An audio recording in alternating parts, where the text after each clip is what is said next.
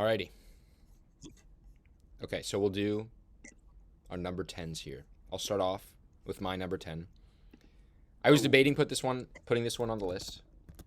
I don't know like anything about the original at all, but because of the director, I think is what made me put it at number 10.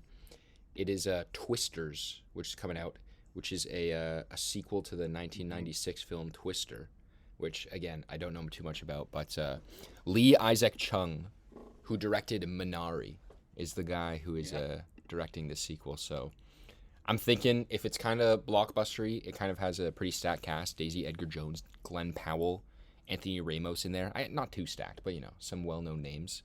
But if it's just a well done, thoughtful, you know, actiony kind of thing, I'm here for it, and just crack the top 10 here. So yeah, I'm with you. That Twisters. sounds interesting. Yeah, I mean, It if does it's sound just well done, it seems like it could be just a good time at the movies. So that's what I'm throwing out there. Yeah, I was a big fan of Minari when it came out. Um, so it definitely could see a nice addition to his filmography with that one. I do worry it falls into sequelitis, but Yeah, I agree. I hope not. I hope not. It's got a fresh cast, and it's not. It doesn't seem like they're just bringing back people for the sake of bringing them back. So, seems like it could be its own thing. Yep. Alrighty. Noah, what's your number 10? All right, my number 10 this year. One of my favorite independent directors of the last 15 years. Sean Baker has a new film coming out called Honora.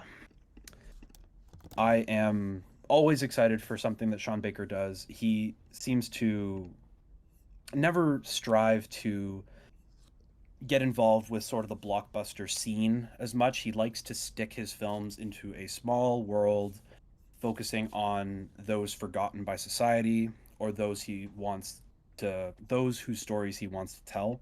You see this in all of his films, whether it be Red Rocket, talking about um, adult film stars, or Tangerine, talking about sex workers, or The Florida Project, talking about low income families in high tourist areas.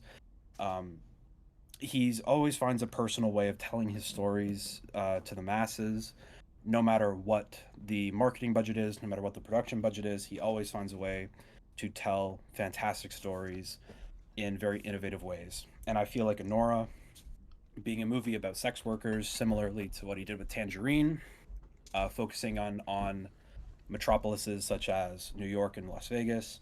There's not a lot to go on about the film, but knowing Sean Baker and knowing how he likes to approach touchy subject matter, I feel like this could be nothing but a home run for him, and I'm very, very excited to see when this comes out. Yeah, I do. I've seen Tangerine and Florida Project. I dig them both quite a bit. I saw you just watch Red Rocket right now. I did. I watched it this morning Oh, this in morning. anticipation for this. Before my class at 3, I watched it, and it is fantastic. It is And fantastic. my favorite of his is my favorite of his is the Florida Project. I think it's his masterpiece as of right now, and I think all of his films are great, and I think he could add on to that legacy with Honora. Hopefully, he gives it a bit more of a push in the promotion department, so we can truly see him get award recognition that he deserves Yeah, in the totally. mainstream. All right, Kyle, what is your number 10? All right. So You my see number another 10, typo? Okay, uh, tell me. I What is believe it? it was What is it? similar to my number 10 from last year. We got to go with Saw number 11 Oh no. this year. Oh no. Saw XI. You know, what else can I say about it? We're at the 11th film in this wonderful series. I don't know if you guys saw X this year. Yeah, the game continues. Pretty cool poster right there, I guess. I don't know if you guys saw X, but it was I quite did not. ridiculous. They once again, yeah. So they basically just open up a random timeline that apparently happened in between Saw 1 and 2, and where Jigsaw went to go get his cancer cured in Mexico. I'm not joking. That's what actually happened. It's Wow, very weird. exciting. And yeah, I don't know where they're gonna go with this, but I'm just excited again. I don't know who's directing it, really. I know, James Wan will probably throw a producer credit on there, but yeah, I don't know. Just as for my pure guilty pleasure sense, yeah, this is my number 10. This is shaping up to be the most Kyle list of all time. Oh, it will be. Oh, you're not even ready for it. The man who had You guys Expendables and Wonka on his list last year. Yeah, we don't talk about that. Look at you guys picking interesting directors. I'm not about that. All right. Very exciting. All right. Spencer, number 10. Number 10, I am going to go with Challengers, All right. directed by Luca Guadagnino. I think I had a release date earlier on, where it was supposed to come out last year, but it got delayed. But I don't know. I was a fan of Luca Guadagnino right when he made Call Me by Your Name, and who wasn't? I thought that was a brilliant film, and I'm kind of excited for him to kind of return to a story that is a little bit more grounded and normal in a sense after coming off something like Bones and All. I feel like he's tackled some really interesting themes in his past movies, and having like a sports story, he hasn't really done that before. And what he's gonna do with Zendaya, I think this could be like one of her first kind of Oscar turns if done correctly. Yeah. So I don't know. I'm just a fan of Luca, but I remember watching his show on HBO, but I forget what it's called. I wasn't really a fan of that, so I guess I'm just kind of hoping that this is his bounce back film because it's got a great cast. And there's that other guy, Mike Faced, who I think is a pretty good up and coming actor. He was good in West Side Story. He was like the only good thing about West Side Story. He was a big standout in my opinion. So I didn't like a lot about that movie, but he really had like a presence and in amidst all the mud. So that'd be my pick. Yeah, good choice. Did you have it on your list last year? I know it was I might have honestly, but it never came out, so I would have to go back and check. Right. Good choice. Great director. I loved Bones and All personally. I thought Bones and All was great. Oh, I loved it as well. Yeah, I never got around to it. I should see it. All right, I'm going a bit weird with my next pick. I'm trying to even find it on Letterboxd. So, I was just browsing some random articles to try to find some weird 2024 releases. And I found this film, this horror film, that has been releasing a few, like, teaser video. I wouldn't even call them trailers. They're very eerie, very slow, very cult-like. So there's 2 of them out, and I found out this movie called Longlegs. It's directed by a guy named Oz Perkins. It has Micah Monroe and Nicolas Cage. And it's kind of like a horror, thriller, crime movie that seems very unnerving, very slow and methodical. I saw an article being like, seems to be very up the alley of Seven and Cure. And I'm like, okay, it's going on my list. Okay. Maybe a bit more of the horror out there, but I don't know. Seemed interesting. We got Nicolas Cage, so anything Nicolas Cage, I'm sure will be, there'll be something there. But I don't know if this was on your radar at all.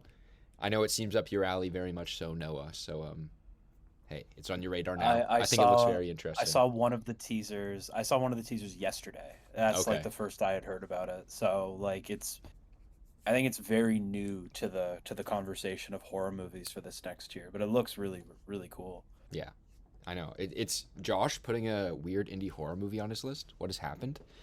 But it seems very interesting. I'm intrigued. It has piqued my interest. That is my number 9 here. So, yeah. All right, Noah, your number 9 here. Next up, my number 9 will be. Let me just go to my list right here. Hello, Lisa. My number We do got 9 all is 4 of going us to today. be the follow-up to Dune Part 2 by Denis Villeneuve. Of course. It's going to be on all of our lists probably. If not, it's on all of our radars. It's on everybody's radar. It was supposed to come out last year. Unfortunately, due to the strikes, they pushed it. But everything about the first Dune really set up a sequel just perfectly for a big budget sci-fi franchise. And it's a very risky thing to do when Denis did not have the clarity of a sequel being confirmed until they saw the box office returns. And the fact that he was not only able to put a sequel together, but also add a lot of veteran actors and a lot of great actors into it, bringing back, of course, Charlotte Rampling and Josh Brolin, but also adding Tim Blake Nelson, Javier Bardem, Austin Butler, Florence Pugh. Oh, crazy cast. Crazy cast. Leia Just being Seydoux. able to add so Leia Seydoux, everybody who's coming back and everybody who is approaching for the first time. It just feels like we're going to see an extension of the world that we saw in the first one. And it's very exciting for everybody, whether you're an independent film fan, whether you're a sci-fi fan, a blockbuster fan. It seems like this is a film that's going to bring together film fans alike when it comes out early this year. So very, very excited. Can't be more excited for this one. Right at March. It's coming up. There you go. Mhm. Alrighty. Kyle, number 9. All right, my number 9. I think this has potential to be my Wonka of last year. Have a feeling this could be quite bad. I think you know what it is, Josh. But the original of this movie is something I grew up loving. No. It's the Crow remake, directed by Rupert Sanders. Is it just called The Bill Crow? Skarsgård? Yeah, it's called The Crow. It's just called The Crow. Yeah, starring Bill Skarsgård as the Crow. And yeah, this is more nostalgic purposes. I kind of, we were all Teletoon at Night people, or if you weren't, at least I was. And this Oh, was yeah. a movie that was just, it was just constantly on. And I don't know, it's just I never read the graphic novel, but it's just a cool anti-hero that I like watching. And I think if it's done right, it's got a lot of potential. Yeah, a little scary because it's the director of, like, all that he's done is Snow White and the Huntsman and Ghost in the Shell. You never. So, you never know. But I'd like to see. We don't know a lot about the story, so I think, yeah, I think there's potential there. Yeah. But it's on them to screw it up. I like the pick. I Yeah. like the pick. It's my number 9. Very nice. Alrighty. Spencer, number 9. My number 9, I'm picking Kingdom of the Planet of the Apes. Oh yeah. Mm-hmm. Because I'm a big Planet of the Apes guy. Like I really prefer the newer ones, and I think a lot of people, unless you're like a Planet of the Apes purist and prefer like the one back in like the 60s or 70s. I've never met someone that's like that, but unless you're one of I those am. Oh, of course. I think we all agree that like the Matt Reeves movies are probably the best ones. But I think this one looks really, really cool, and I'm excited that we're kind of in the post-apocalyptic time, and it's not going to be done in the way that Tim Burton did it, I guess. We don't talk And about I'm excited that these characters are carrying forward into that kind of post-apocalyptic time, and I just love Caesar, so it's going to be brilliant. I mean, Wes Ball is no Matt Reeves, but I'm pretty excited for it. And it seems like there's still a big focus on the apes, which has really made this entire series really successful, I think. So as long as it does that, I think it's still, no matter what, it'll be a banger. Yeah, I think I'm decently excited for it. I think some of the personnel changes, like, now it's West Ball, and then I don't see Andy Serkis' name attached here, but I mean, I do love the story of the newest trilogy, so, there's still something to be excited about here. Yeah. Very nice, very nice. I'm still excited for it. I'm sure it'll be good. Yep. Yeah, the trailer got me pretty hyped. I don't know. Same. I missed. Yeah. Oh, I remember seeing yeah, the last one. it's a great theaters and world. liking it. Yes. Alrighty. Okay. I have a returning member of my list that was also here last year. Oh no. And it was one that I took a long shot on last year. Did not come out. But there's trailers now. I have not seen the trailer, but it is the Adam Sandler sci-fi movie Spaceman. Yes. And so, had to put it on there. I've heard mixed things from random articles and things that I've heard word of mouth, but I don't care. It's a sci-fi movie with Adam Sandler, and it's like based on a book. Seems kind of weird, and I will be watching it as soon as I can. So, yeah. On my list again this year, surely it'll come out. So, number 8 for me. Alrighty. Noah, number 8. All right. Going into the foreign language and international film scene, All Uh, right. I want to go to a film from a director whose last horror film was back in 2016 called The Wailing. And Na Hong Jin had created a fantastic, mythic, supernatural. It's just pretty much every piece of a horror film that you'd want. Just kind of melded together to create just a very unsettling, just an unsettling conversation about collective trauma. And he has a film coming out next year called Hope. Hope, directed by Na Hong Jin, will be very similar. It will take place in a small community where there is some sort of disturbance, apparition, creature involved in unsettling said community. And unlike The Wailing, which was from the perspective of one of the investigators, this one will be seemingly focused on the townspeople themselves. And after loving The Wailing and really hoping to find a copy at some point, I'm so excited for this one. And also, unlike The Wailing, this one will feature a few American or a few non-Korean actors, Michael Fassbender and Alicia Vikander, to name a few. Taylor Russell.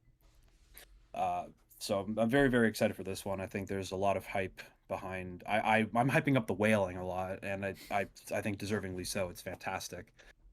So this one, very, very excited for. It could be a sleeper on the thriller horror scene for this coming year. So highly recommended.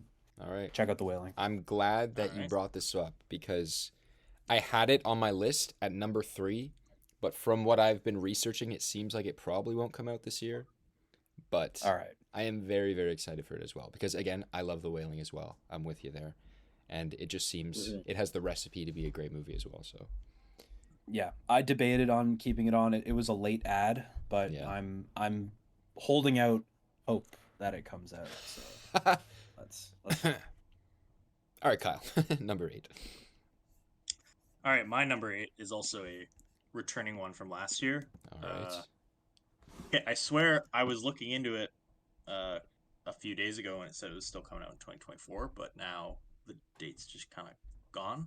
But I'm still keeping it on here. It's the English language remake of Train to Busan, Last Train to New York. Directed by, I cannot pronounce this person's name, but he was a co-director on VHS 2. That's how I Nice. heard about this. yes. Thank you, Yeah, Noah. But my guy. yeah, I don't know. Just again, I put it on last year too because just the idea of a really well done, well shot zombie apocalypse film set in New York City. Yeah. Just I think that could be really exciting, and I hope it fully takes place in New York because I don't know, there's just a lot of so many parts in the state you could use so much I think there's a lot of potential in it. But again, it's an English remake, so they could phone it in and use it as a cash grab at the end of the day. But yeah, I had it on last year, and I really hope it comes out this year. We'll find out. Yeah, I agree. I hope it comes out as well because I was looking into it and I agree. It's like there's not too much info, so you never know. Yeah, exactly. Not a lot of info, but that is my number 8. We can hope. All right, good choice. All right, Spencer, number 8. My number 8, I picked Alex Garland's Civil War. I haven't really gotten excited about an Alex Garland thing in a while, I would say. Ever since I watched Ex Machina,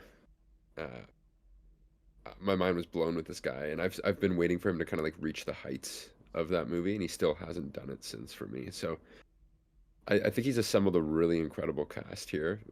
I mean, I'm not really a Kirsten Dunst fan, but it's probably I think it looks like a good role for her. I think Kaylee Spaney's kind of up and coming right now, and a really big up and coming actor that has a lot of potential.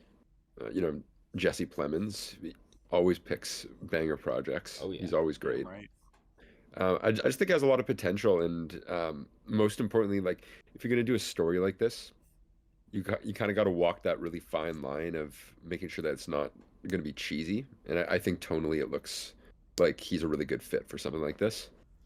Because I don't know, this is kind of like a very sensationalized portrait of what's going on in the U.S. right now, and it's very easy to make it very, very cheesy and kind of corny when you go see it. So I'm hoping that's not the case, and I think things are looking good for this one. All right. Yeah, I'm with you, Spence. I kind of have mixed feelings on Annihilation, but Yeah, me I should too. go back and watch it again. Like, it's Jennifer, good. I remember Jason Lee being great in it, but Yeah, I enjoyed it, yeah, but I enjoyed it. it left a sour taste in my mouth at the end. If you go back and watch it, Fitz, it left a sour taste in my mouth. Okay. Yeah, I've been meaning to watch it again. But yeah, that's a good pick. Alrighty.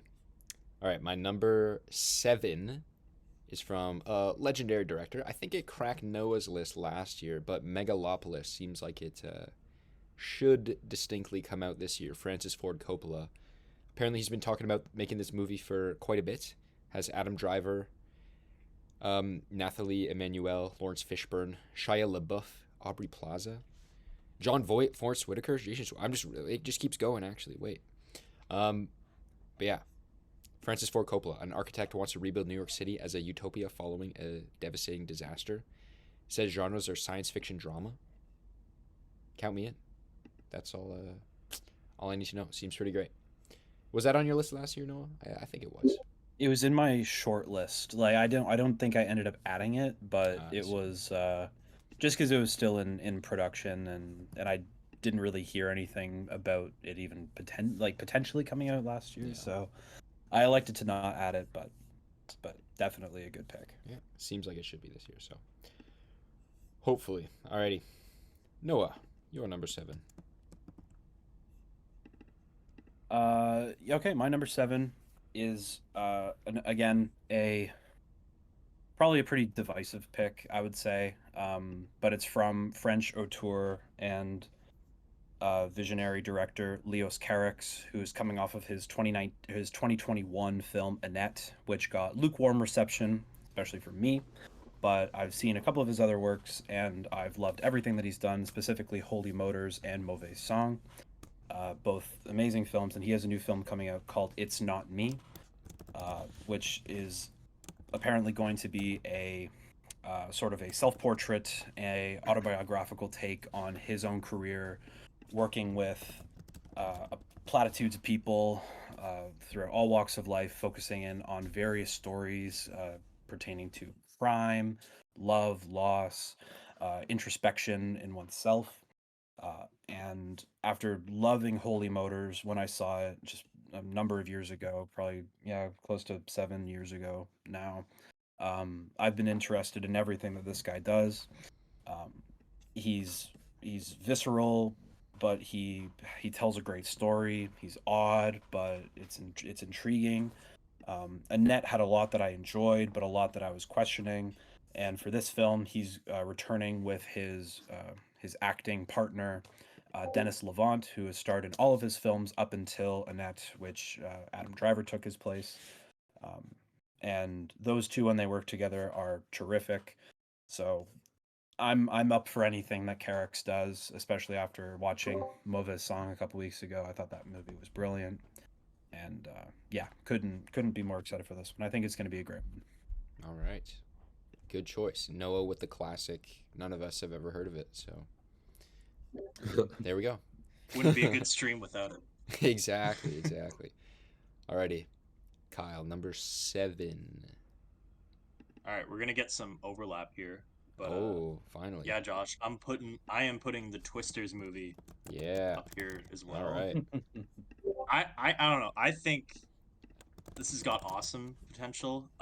It's nice to see a disaster movie not directed by Roland Emmerich for once. Yeah. We love those Yes. ones, but As much, yeah, exactly.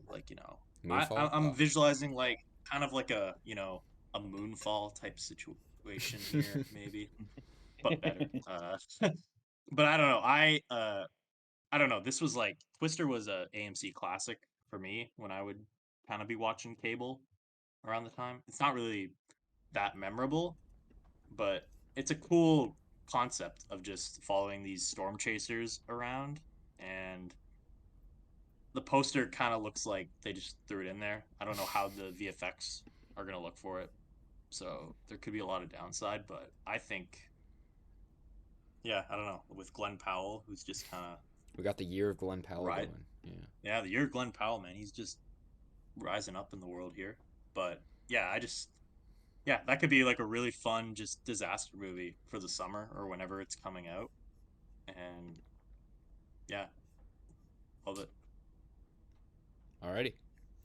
Good choice. Good choice. Then we'll move on to Spencer. Yeah, I also have some overlap here as well. I'm going with the Dune Part 2 here. Ooh, number 7. What's going on Yeah, well, I think Noah summarized it pretty well here. But you know, I really like the first one, but it did feel like a lot of setup, like kind of like what Noah said. It really paved the way for the second one, and that's only gonna matter if this one is like the Dark Knight of the Dunes, that the Empire Strikes Back. You know, this movie does have a lot riding on it in terms of the trilogy as a whole, and I really like the first one, and the cast was really great, and I know a lot of the characters are kind of carrying on, and so there's a lot of potential here, and I like all the additions as well. So um, I'm waiting for there to be like those epic scale battles, or where we see like Timmy finally become the leader of House Atreides. You know. All right, so my mic was totally muted for this part, but very excited for A Quiet Place Day 1. I mean, I'm a big fan of post-apocalyptic stuff. I like the other two quite a bit, and this one I just found out recently it was the director of Pig, which is a fun little film with Nicolas Cage that I really, really like. I was a bit afraid that John Krasinski wasn't really directing this one, but then I found out that this new guy was the director, so, still very excited for this one. Excited to see where it's going to go. So I'm going to name off a couple films here. That's I'm embarrassing. going to name off Lorenzo's Oil, 3,000 But I Years chose of Quiet Longing, Place Day 1. Babe, Pig in the City, and Happy Feet. What do they all have in common? They're directed by George Miller. And guess what? He made Mad Max Fury Road, and he's coming back with a banger. He's coming off of his auteurist sort of film about love and loss, coming through with 3,000 Years of Longing in 2022, a film that I quite enjoyed. Tilda Swinton and Idris Elba were fantastic.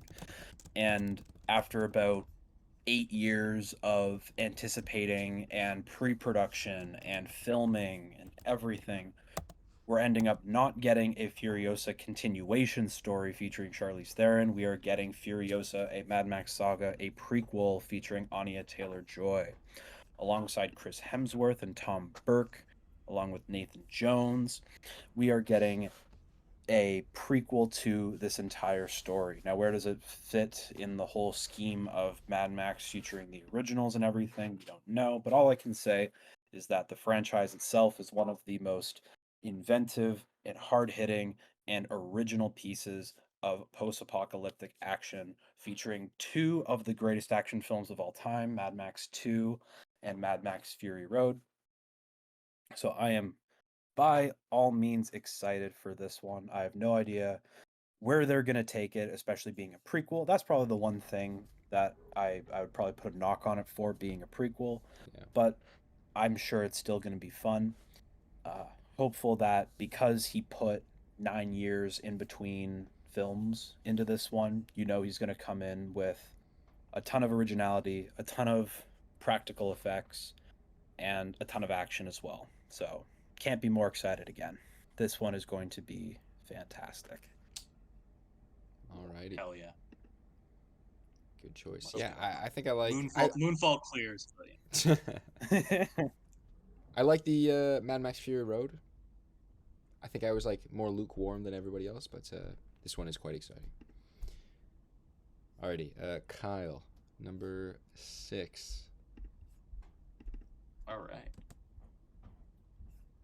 My number 6 is the Civil War film that Spencer mentioned, directed by Alex Garland. All right. Yeah, I only found out about it today. I did not know. But yeah, like Spence said, I like Annihilation. I love Ex Machina. I haven't seen Men. I don't know if you guys saw it.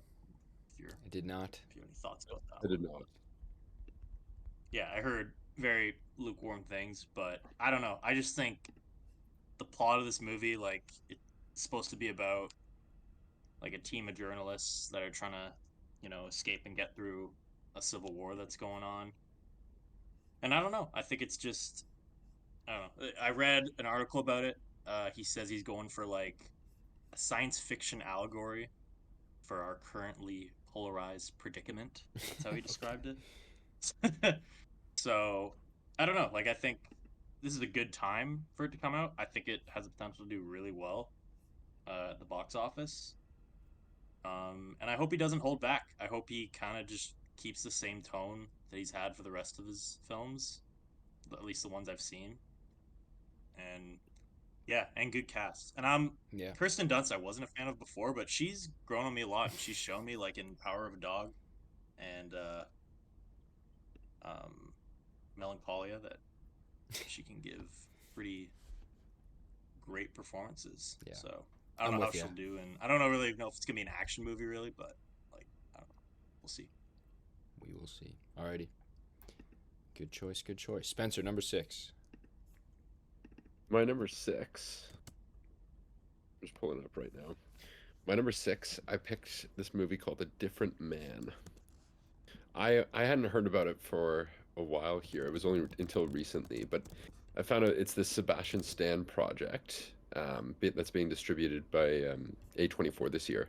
And I read the synopsis, and it was just absolutely... It was like something that I really wanted to be in. You know, like... He plays an aspiring actor, and he has like this whole surgery that he has on his face to transform his appearance. And he wants to like become a Hollywood actor because he admires this guy. But then when he has his new dream face, it turns into this crazy nightmare, and he loses out on this role that he thinks that he was born to play, and then he becomes obsessed with reclaiming what was lost. That's the synopsis here, and I just think that's the perfect role for Sebastian Stan. B, I love these kind of like creepy nightcrawlery stalker films where you have these guys that are so obsessed. It's like it's going to be a very, very good character study that Sebastian Stan's going to have a lot of stuff to chew on in every single scene here. And it's something that I would want to be in myself. I think it's just like it's going to be very gripping and dark and kind of grimy, and he's not going to be someone that we're really going to want to root for, and I really like those kinds of characters. So I'm really I had excited. no idea this existed. This is Sebastian Stan. Yeah, I saw the poster for it. I looked a bit into it, but I mean, yeah, you're making a strong argument here. It's A24. I didn't know that, so you know. Yeah, I Very good hadn't heard choice. of I this dig it. before today. Yeah, very interesting. It's going to be sweet. All right, A Different Man. All right, my next pick was also on Noah's list last year. I got a few returnees from your list here, Noah. Beautiful. But from filmmaker, I don't want to butcher their name. Jane Jane Schoenberg. Schoenbrum. Did I say that right? Yep. Yep. All right. I saw the TV Glow. I'm a very big fan of We're All Going to the World's Fair. I think that is one of the movies that hits like modern online culture like amazingly. I think, yeah, it's just such a creepy, unique. It seemed like a COVID project just done absolutely perfectly. And so I saw the TV Glow. We got Justice Smith in there. And I'm just excited to see what they do next. Again, the last one was very creepy using modern online culture and computer screens. And this one's about a mysterious late night TV show. So I think it'll just be a fun, weird ride all around, and very excited for it. So yes, that is what I'm putting. All right. Yeah, this one just got knocked off my list. It's kind of in the 11th spot. It got knocked out by Anora. I see. But yeah, I loved We're All Going to the World's Fair. I thought it was fantastic and inventive and weird and all over the place, and clearly a fan of of found footage horror and how you can turn found footage horror into online horror very easily and make it just so effective. I'm so excited for that one. Coming in at my number 5, I've got another dip into international waters for this one. We're gonna go with Chime by Kiyoshi Kurosawa, one that I could not be, more anticipated just based on watching Cure for the first time a couple weeks ago, along with my deep love for Pulse, the original, of course, from 2001, one that I watched a couple years ago and quickly shot up to the top 20 of my all-time horror films, also because of its use of the internet, creating internet horror, something that I would wish was more utilized in the horror genre as well. Uh, and Kiyoshi Kurosawa, also known for some fantastic films, Creepy, Tokyo Sonata, Wife of a Spy, um, and seemingly like he's jumping back into the realm of supernatural assistance, personal stories of anxiety and depression with this one. Not a lot is known, but the hope is that it can come out this year. And yeah, it's if you get anything from a horror master in a given year, you got to be excited for it. So big expectations on this one. Oh yeah. Alrighty, Kyle, what do you got? All right. Well, my number 5 is Drive Away Dolls, the new Ethan Coen movie. I say that specifically because, according to IMDb and Letterboxd, Joel Coen is not going to be a writer or director on this new film. It is just a Coen brother working on it. And yeah, I don't. The plot is kind of just whatever to me. The Coen brothers. We could have an entire stream about that on its own. Yeah, it's just excited to see another one come out. The co-writer on it with them is Trisha Cook, who has been like the primary editor on like Oh Brother Where Art Thou, Fargo, Barton Fink, Man Who Wasn't There. Like she's worked on all these films and now she's co-writing this one with her, and it's great. They got Margaret Qualley in it, and Beanie Fieldstein is, getting a performance in it, which is pretty cool. I think it's going to be funny. I think it's going to be, weird, wild, and yeah, this looks awesome. Yeah, I think it's coming out fairly soon. So, yeah, of Is course. it coming out soon? Yeah, I think it's like we have the trailer playing. There's a trailer and everything. So. Oh, I didn't even watch the trailer, so yeah, I don't know much. No, good choice though. Yeah, the Coens always bring it, so either one of them. Only one Coen though. I know. Yeah. Alrighty, Spencer, number 5. Number 5, I might be breaking the rules, but I'm gonna take a swing at this one because I'm holding out hope that it's gonna come out in 2024. But of course, that would be Mickey 17. I know it just got its release date removed, but this movie, I think it's gonna come out in like November or something. Got some insider But that might information that might be me just like grasping at straws. But it still technically has a release date on Google in the UK, so Well, we'll see what happens. But Mickey 17, we don't really know anything about it. That letterbox synopsis is really really really new. We've known about this for I don't know over like a year and a half now, haven't we? But the plot has been kept under wraps by Bong Joon-ho, who is just an amazing director. And if I'm not mistaken, he hasn't really done anything since winning big with Parasite, which is obviously probably his best movie. But the guy just puts out banger after banger. Like, I liked Okja, Snowpiercer, of course, Memories of Murder, amazing. So the guy just doesn't miss. And Mickey 17 with like Robbie P and Mark Ruffalo, I'm pretty sure is in it. I think he's got a great cast with lots of people that I really like watching and I admire. And I think it's going to be a great film. Praying it comes out this year though. yes. In my efforts to be safe with my list, I omitted it, but it was before the release date got pushed. I was saying all year that it was going to be number 2. But alas, I didn't include it myself. But of course, very excited for it, nevertheless. Yeah, that's why I didn't want to put it near the top, right? Yeah. Because if I'm wrong, I'm just gonna look like a fool. Yeah, we will see. We will see. All right, I'm treading similar grounds as well here. You guys were saying you're big fans of Alex Garland's former stuff. I am as well.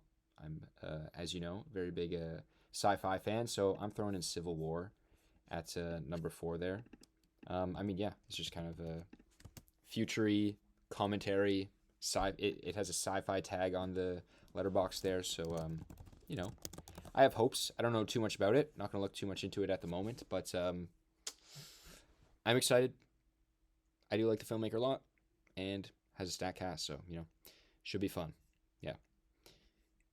All right, Noah, number 4. Going back, I'm going back to the well one more time. We've The been doing well? these anticipated lists. Going back to the well one Oh, more time. I know what this you mean. one. Never mind. We've The been well from the ring. we've been doing these lists for now 2 years. This is going to be my last ride with this one. It was Oh, my number no. 2, then it was my number 1. Yeah, it I'm was. holding out hope that it comes out. I'm talking about The Way of the Wind by Terrence Malick. This will be the last year that it will be on my list. Because it's gonna come Because out. I'm This year. hopeful. Yeah. The guy just turned 80. He just turned 80. And the film was featured in Criterion's list of their potential 2024 films. So it's been getting more press than ever. We've got Geza Rohrig from Son of Saul portraying Jesus Christ. We've got Mark Rylance portraying Satan. And Hell yeah. knowing Terrence Malick and Love Mark. his use of nature, his use of just the world as a character, just seeing how he works characters within an atmosphere no matter what, poetic cinema.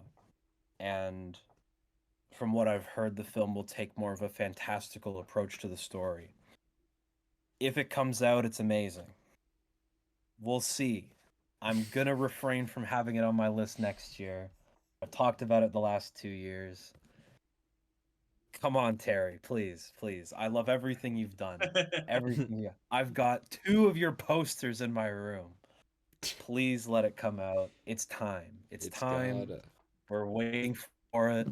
I Happen. know it takes you a while. I know we don't have to wait like 20 years like we did from Badland or from Days of Heaven to The Thin Red Line. But it's been 4 years. I think he can do it. All right. I'm hopeful. I'm hopeful. But if it's not coming out this year, surely it's coming out the year after. Yeah, that's why this is the last year. This is the last year I've dropped it from my number 1 to 4 for that reason in particular. All right. It's gonna be the last year I have it on here. All right. All right, Kyle, number 4. All right, my number 4 was not on here as of yesterday until I saw who is directing this film. It is the adaptation of the Borderlands video game. So it's called Borderlands, directed by Eli Roth, which I did not know Yes, sir. Yes. at the time.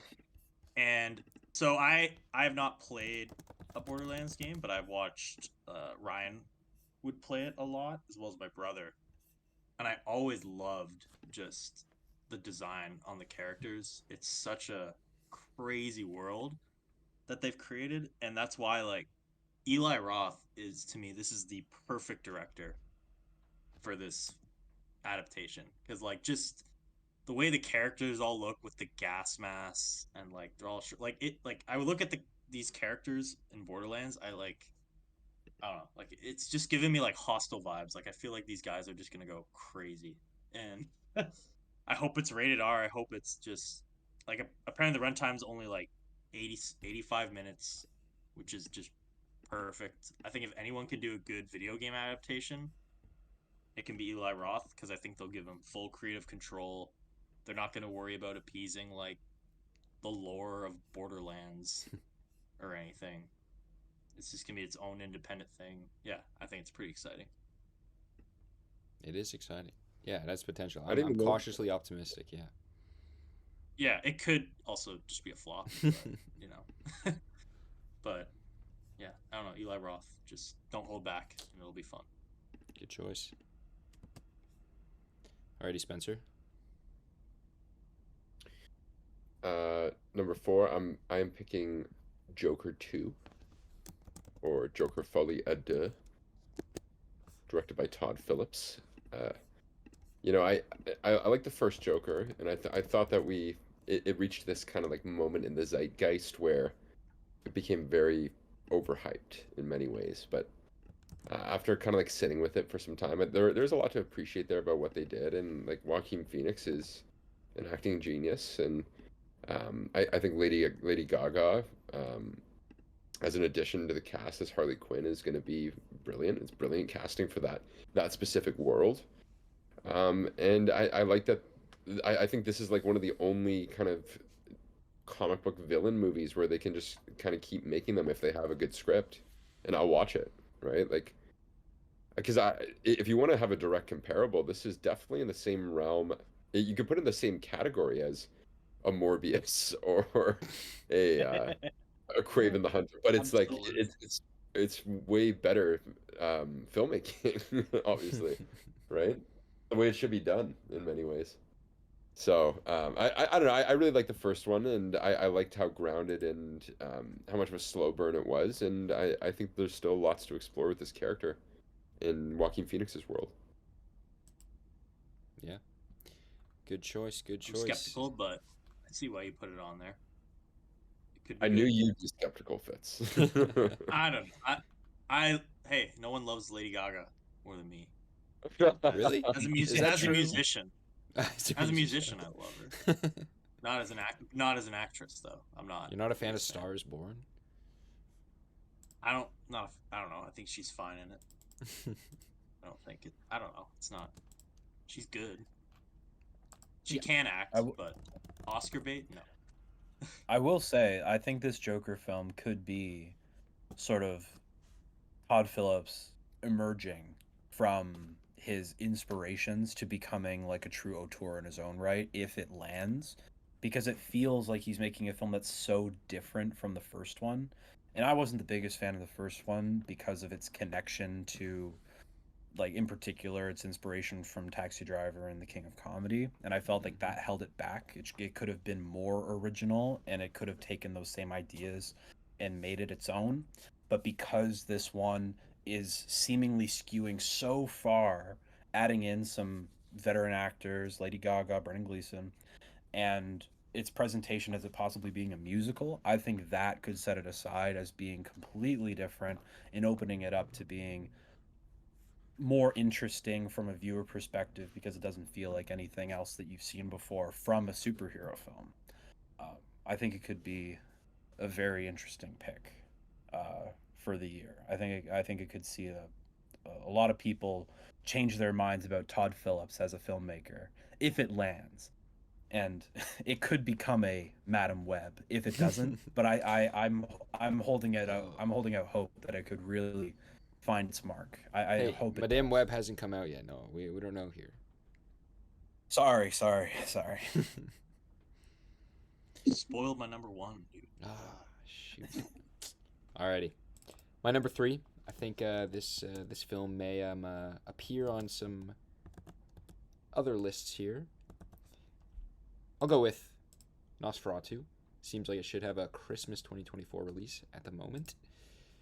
Everybody loves Robert Eggers. That's just how it goes. I think all 3 of his films, for me, are phenomenal.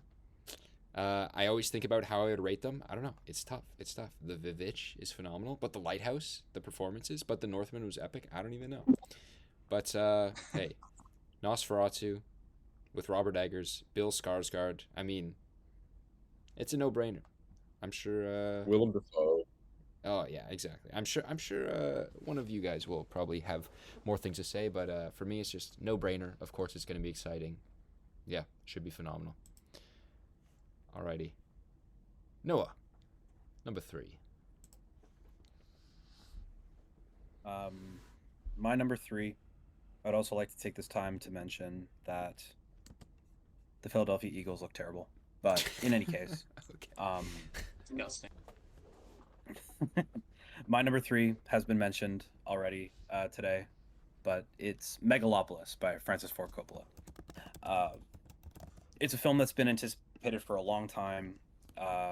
Just a veteran director with such a legacy of success with his films.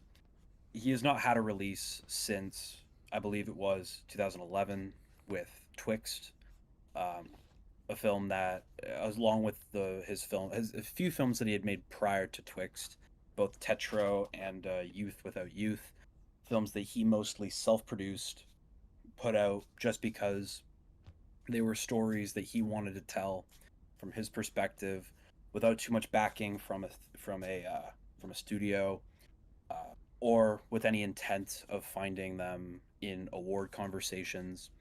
It's been a long time since Twixt came out, but he's been anticipating this film as an idea ever since he was on the set of Apocalypse Now, and he's bringing it out hopefully this year. And I think it's about time that we see this amazing cast that's been rumored for so long. Adam Driver, Talia Shire, Giancarlo Esposito, Lawrence Fishburne, Aubrey Plaza, John Voight, Forrest Whitaker, Jason Schwartzman, Dustin Hoffman, Catherine Just keeps Hepburn, going. to name a few. It just keeps going. And as a director who is as old as he is and has such a legacy, I feel like there are a couple different ways that this film could go. But my hope is that he still has that magic left in him from some of his greats, and he's so well respected throughout the entire film industry that I'm sure that the actors that are a part of this will give his source material the correct send-off if this is to be his last film, which being the age of 85 or close to, Yeah. it may just be. So his daughter has done such a great job keeping his legacy alive with some amazing films. I hope he can end off his legacy with one more great. So That Megalopolis, would be awesome. let's hope. Yes. Let's hope. Somebody in chat here said Josh hasn't seen Apocalypse Now, so I wouldn't know the greats of Francis. I've been called out. I've been called out. Well, I see I how think it Josh, is. you're gonna need to watch that tonight here. Oh, a You late might night have to. Apocalypse Now, perhaps. We'll see. We'll see. Double feature with Jaws, maybe. Another one that I haven't seen. Oh. I Oof. know. That's my worst one. That's my worst. Everybody knows it. I tell everybody. Okay. All right, Kyle, number 3. All right, my number 3 has been mentioned already. I won't speak too much. It's Challengers.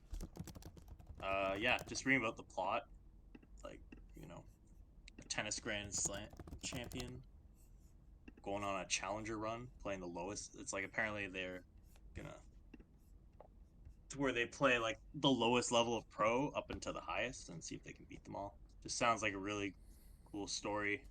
I'm kind of like, I don't know, Luca Guadagnino. I love Suspiria. It's like Noah just has gotten me hooked on that movie Dude, like a it's so drug. good.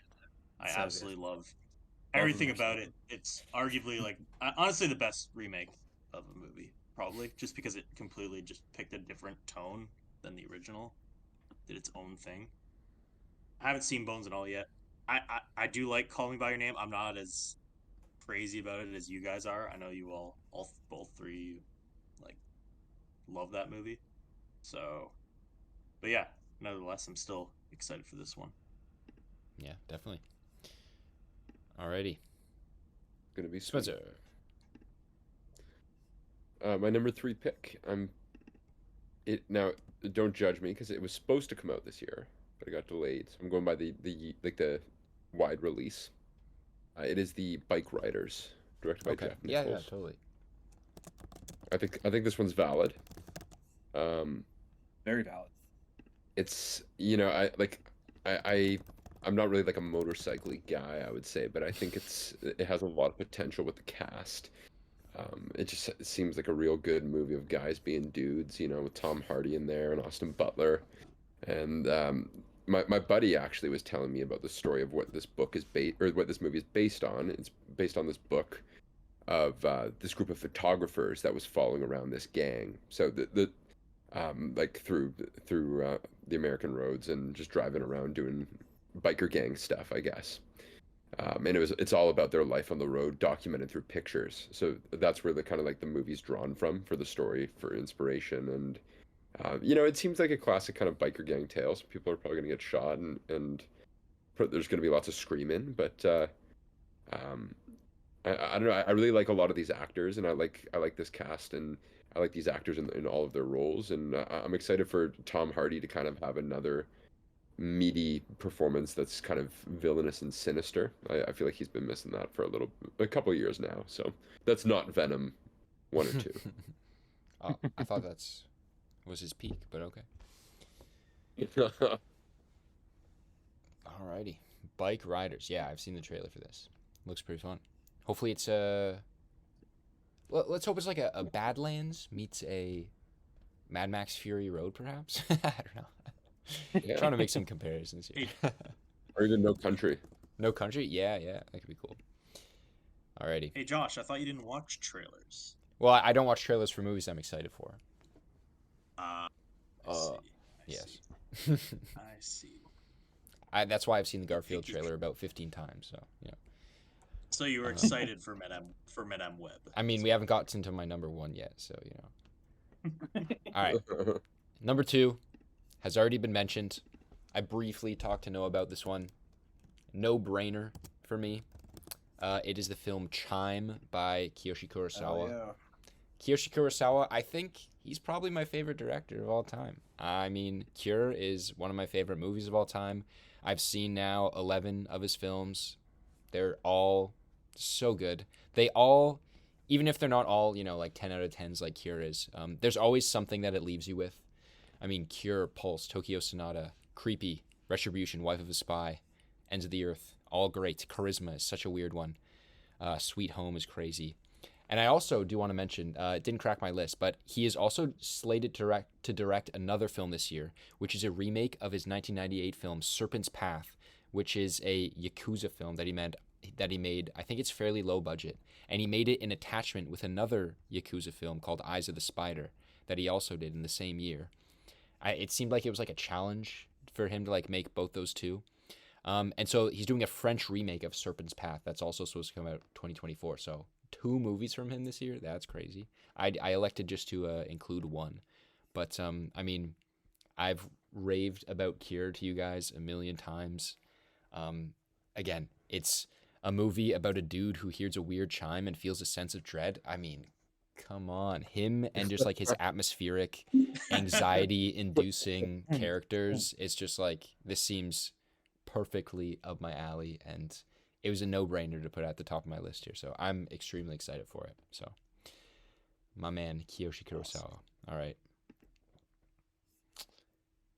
Noah, number 2. My number 2 for this year, another one of the horror greats that cracks my list this year. I'm hopeful this one comes out this year. Should. But it's our boy, Canada's own David Cronenberg, coming in with a new film, The Shrouds. Now, from everything I've read and heard about this film, it's from everything that I've read and heard about this one, it's an incredibly personal story. It's a film that he wrote shortly after the passing of his late wife, about a businessman dealing with said passing and utilizing new medical technology to be able to be with her through her death. And based on Cronenberg and his connection to stories about, of course, the self, the body, death, birth, everything, whether it be art through death, such as Crimes of the Future, whether it be revolution through death, like Videodrome, or his films about organized crime, such as A History of Violence or Eastern Promises, the medical world, and Dead Ringers, and its connection to the self. Everything that surrounds Cronenberg is enticing, while also being while also this being an extremely personal story that he's telling. Uh, I'm very, very excited about this one and what it could mean. He's also just past 80 years of age, Yep. and with his son being a filmmaker as well, with Infinity Pool and Possessor, and his daughter getting into the realm of film this year, um, with her film Humane coming out I almost threw that on my later list. this year as well. Yeah, it was close to mine too. Yeah.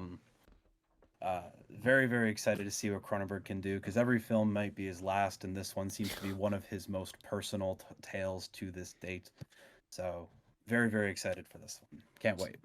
Yeah, I honestly didn't know too much about it. Might have cracked my list if I knew a bit more, but yeah, hope it comes out then. All right. Kyle, number 2. My number 2 is gotta be Nosferatu. It just I need my Robert Eggers fix Of course. this year. Uh, who doesn't?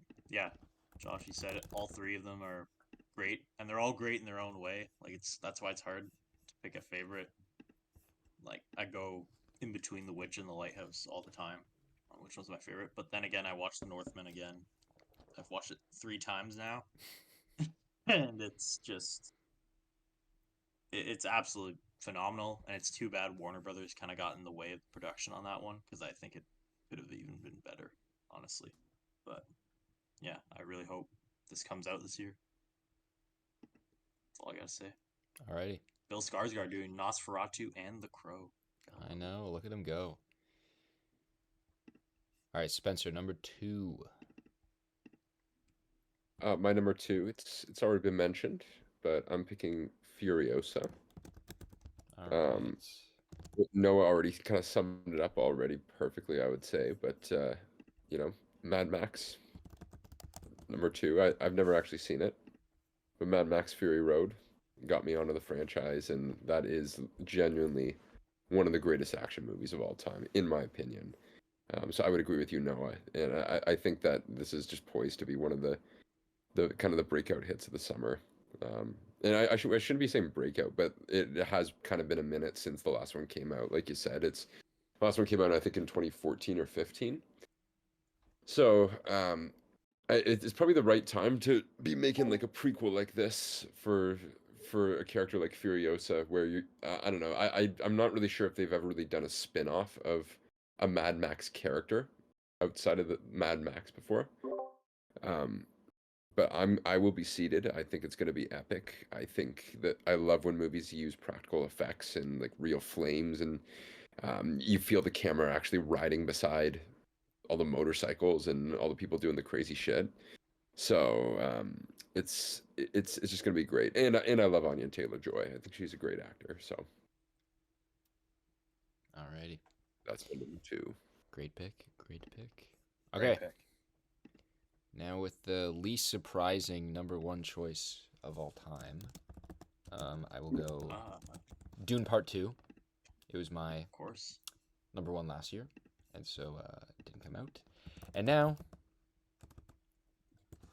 it is definitely coming out March 1st. Everybody, set your calendars, because I mean, I'm a big sci-fi guy. Everybody knows this, and I went into Dune, didn't watch the trailer, didn't read the book, didn't know much about it. All I knew there were worms, and that's it.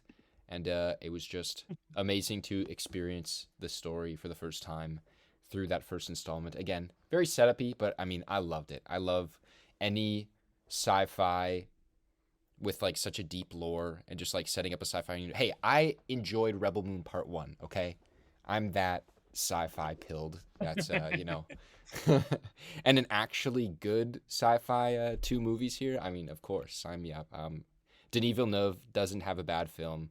He is arguably, him and Kiyoshi Kurosawa, probably top 2 for me, honestly. So lucky to have 2 films from them coming out this year. And so, I mean, yeah, very, very excited for Dune Part 2. I've seen a few stills from the trailer just because it's always playing. I've seen Timothée Chalamet broodingly looking out into sand, so I hope that's not too big of a spoiler.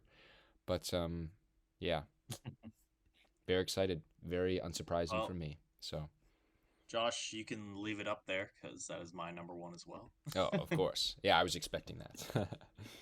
Oh wait, sorry, it's Noah's turn. Shit. Go ahead. It's okay. You go, Kyle, because same movie, same movie. Go ahead, Kyle. Oh yeah. So yeah, since mine is Dune. But mine's Dune for different reasons, Josh. Oh, I see. Because I'm very anticipated for it because right now I'm kind of leaning towards that this is going to be a disaster. Whoa! What? Completely, I think they're gonna completely. Right now, the way they've handled all the production, Warner Brothers' track record alone in the 2020s, like, what do you want to look at? You want to look at Scoob or Space Jam: New Legacy? How they completely the problem is how involved Warner Brothers gets with a lot of their directors. This is why The Northman, why Robert Eggers is never going to work for a big company like that again. I am 100% convinced that the only reason Nicole Kidman is in that movie is because Warner Brothers says you need to put a star in to make it profitable for us. They got heavily involved in the Sopranos spinoff that came out earlier this year, and that's what held that one back. And the fact that they didn't promise Denis Villeneuve a sequel right off the bat. They wanted to see how this film did at the box office before they gave him part two. And I think that was just completely unfair to him. Like you said, Josh, he's your top two director for a reason. This guy has a proven track record of just incredible films, even though they haven't done well at the box office. And I think that was completely unfair that they made him have to wait before they could film anything for Dune Part 2. They had to wait until they saw how it did at the box office. And I am excited for it, but I'm like also anxious because I think this could be I think they could botch this completely. And it could be like we'll be looking at this like just as another failed sci-fi franchise. Wow. So That's sorry to get crazy. dark I wasn't there. expecting you to say that. That's crazy. I'm sorry. Like, it's just the studio involvement, how they've handled this. It sketches me out, and I'm freaked out that they're gonna cut things out, and it's just not gonna be what Denis set out to make. And That's yet all I'm you afraid still of. put it at number one. Jeez. Because I'm anticipated to see what it is because I love the first one so much.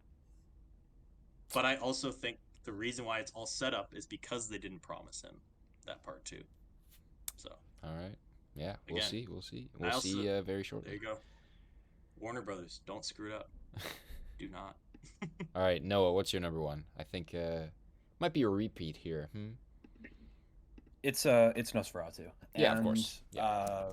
It's hard to say why it wouldn't be, but even when The Witch came out and we were anticipating the release of The Lighthouse, there were rumors swirling around that Robert Eggers wanted to make a Nosferatu film. And from that moment on, I was very excited about it because it takes a very specific filmmaker to tackle the original Nosferatu film. Now, there have been many Dracula films over the years, from Christopher Lee's in the 40s to Francis Ford Coppola's Bram Stoker's Dracula. And Chloe Zhao is slated to make a Dracula film, She is. a neo-Western Dracula film this year, Yeah. which sounds nuts and could be interesting, but it takes someone very specific to tackle the original mythology of Nosferatu. It was done in the 20s with F.W. Murnau, who did the original. It was tackled in 1979 with Werner Herzog's Nosferatu the Vampire, both of which are some of my favorite horror films of all time. They've set the benchmark for literary and mythological adaptations. And with the cast that Eggers has behind this one and the style of filmmaking that he's been able to work with for 3 straight films, being able to work with small scale, large scale, action, thriller, horror, everything. There's nothing about this production that's leading me to believe that source material will not be treated well, and that this film cannot stack up to those 2 original Nosferatu films. And for that reason, in Robert Eggers. I'm putting a lot of trust in him to do this well.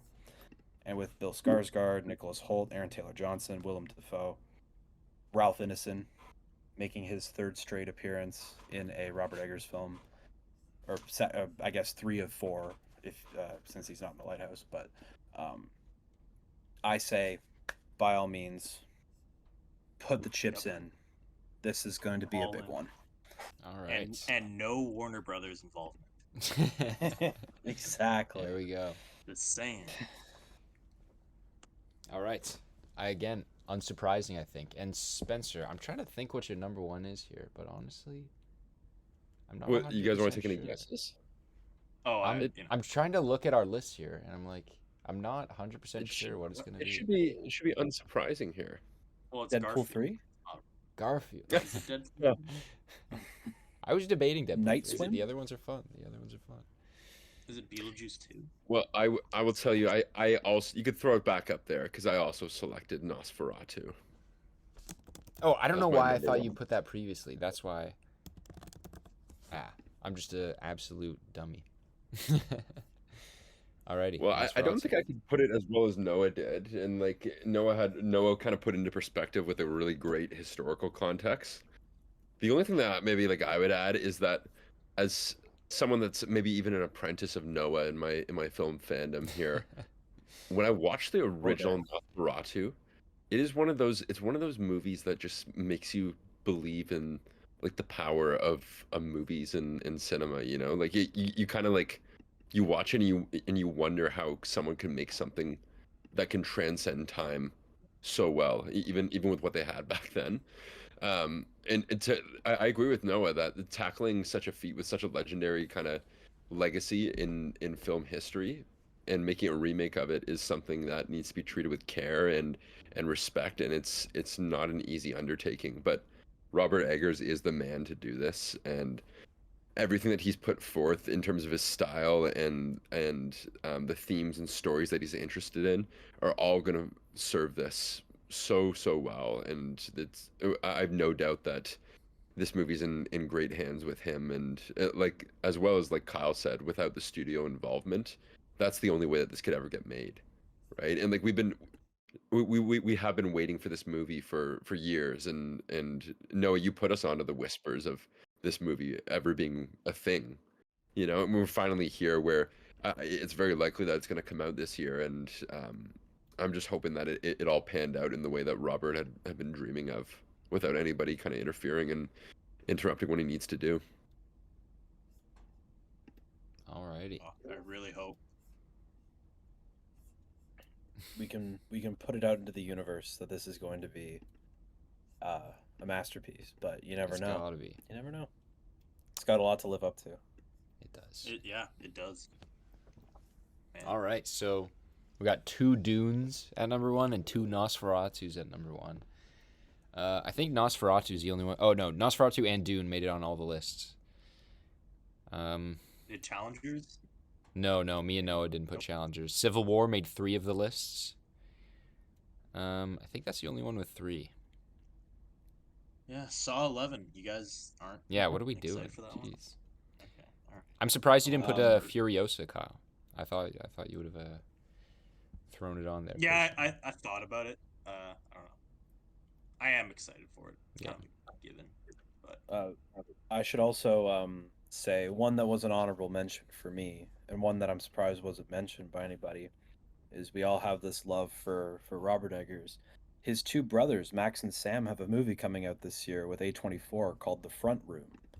oh, really? And yeah, The Front Room.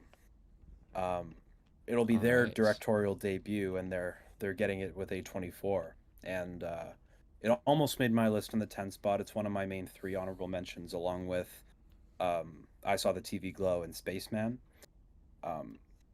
And it seems very interesting. It's got a good cast. It looks very small scale, very similar to The Witch. So yeah, this one since we're all big Eggers heads, I feel like we should attach ourselves to this one as well. All right. Yeah, was not on my radar. All right.